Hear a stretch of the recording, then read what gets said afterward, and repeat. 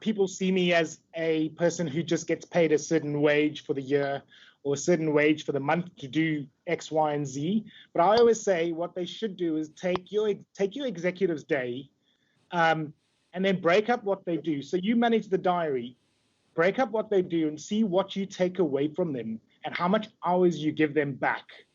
Take their salary, divide it by how many hours it is in a month, and then multiply it by the hours that you give them back. That is your true value. You're adding to the company bottom line, because the hours that you take away is hours that they can spend concentrating on other important aspects of the business. Love that. Yeah. And I think as well, it's worth adding in there, the piece before, doing a time audit of your executive to work out exactly where their time is spent so that you can then do those calculations. Yeah. Is there anything you'd add there? You could, and I think that's even on a larger scale than just your executive. I mean, that's a huge part, and definitely that would probably be the easiest place to look. But God, you could look at that on a much larger scale. Think of all the streamlining you're creating within the whole business.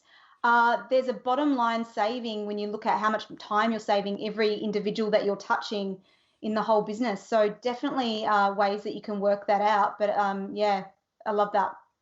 Yeah, I completely agree. I think it's worth every assistant doing that, even for your own personal values.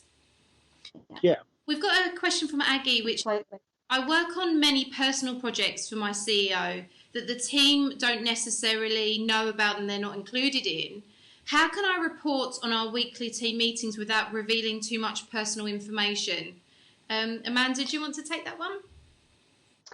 Yeah, I think that, so thinking back to my experience in my last role specifically when I moved into a business partner role, something that kept showing up for me was that I wanted everyone to see me as a business partner, but when it came to the time for me to share what I was doing, I would downplay what I was doing, or maybe not share the critical pieces, mostly because I would forget what those things were, or I didn't know how to share it, or I thought, I don't want to make it all about me.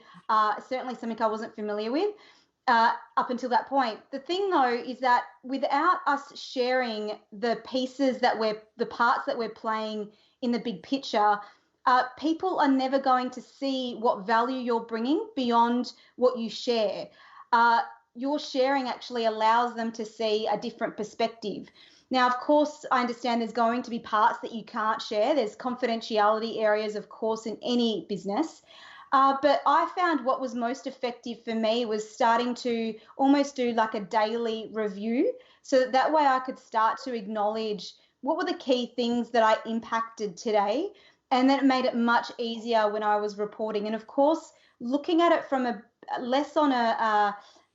looking at it from a larger perspective. So what part did this particular piece play in the larger objective here? And just doing a daily report on that every day. In fact, it became a daily audit. It was an acknowledgement thing that I would do every day for two reasons. One, that we don't acknowledge ourselves enough for the little things and the little wins. But also I found that was a much easier way for me to be able to collate the data to be able to share. I had some key things that I could just quickly articulate. And the amount that things started to shape by just sharing what we do. Because we often find ourselves in those situations where we get clammy hands and sweaty palms and our face gets red because we have to speak about what we've done. But just setting yourself up to prepare for it, I find, is really successful. Absolutely. Shirwyn, have you been in that situation where you're working with your CEO on more private and personal matters that can't be shared with the team? How you manage both aspects of that, where you are reporting but trying to keep their confidence? Yeah, no. So what I normally do is, if I'm working on private or personal projects for my exec, what I normally do is, when I do reporting into the broader exec team, I try and I do a cost saving report.